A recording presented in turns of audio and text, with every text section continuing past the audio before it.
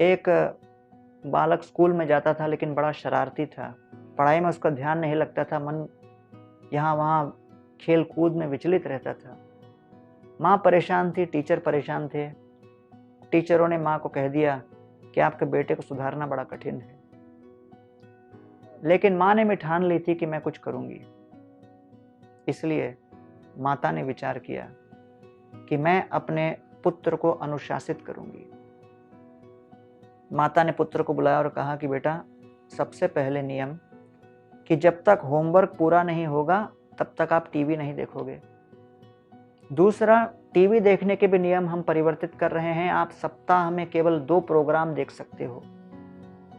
तीसरा, आपको हर सप्ताह 2 नए बुक लाइब्रेरी से लाके पढ़ने हैं, उसके नोट्स बनाने हैं और उसमें से मुख्य जो कोई भी तत्व है याद रखना है। बेटे को बड़ी परेशानी हुई क्योंकि अनुशासन की आदत नहीं थी, लेकिन फिर भी क्योंकि माता के प्रति सम्मान और प्रेम का भाव था, माता के कहे गए मार्ग पर वो चलने लगा। कुछ ही महीनों में परिवर्तन दिखने लगा।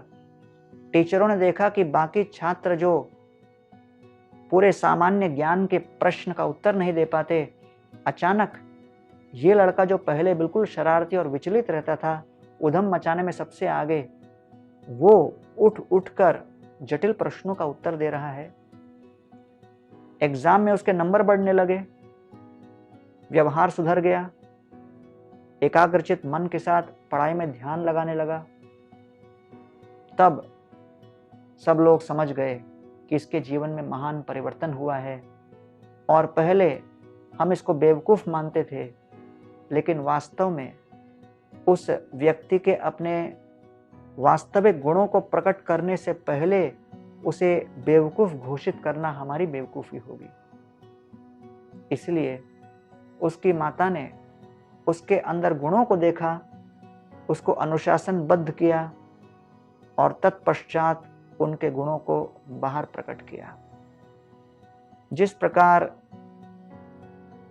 शीशम के तेल को निकालने के लिए शीशम के बीज को कुचलना पड़ता है, उसी प्रकार जब तक हम कुछ अनुशासन के माध्यम से अपनी दिनचर्या, अपनी इंद्रियों को, अपने मन को, अपने आदतों को कुचलेंगे नहीं, कष्ट नहीं देंगे, तब तक जो वास्तविक तत्व है वो प्रकट नहीं होगा। तो वास्तव में यही छात्र आगे चलकर बने डॉक्टर बेंजामिन कार्सन, जो कि विश्व प्रसिद्ध न्यूरोसर्जन रहे। इसलिए गीता में भगवान कहते हैं, शनै शनै उपरमेत बुद्ध्या धृतिगृहीतया आत्मसंस्थं मनः कृत्वा न किंचित अपि चिंतयेत।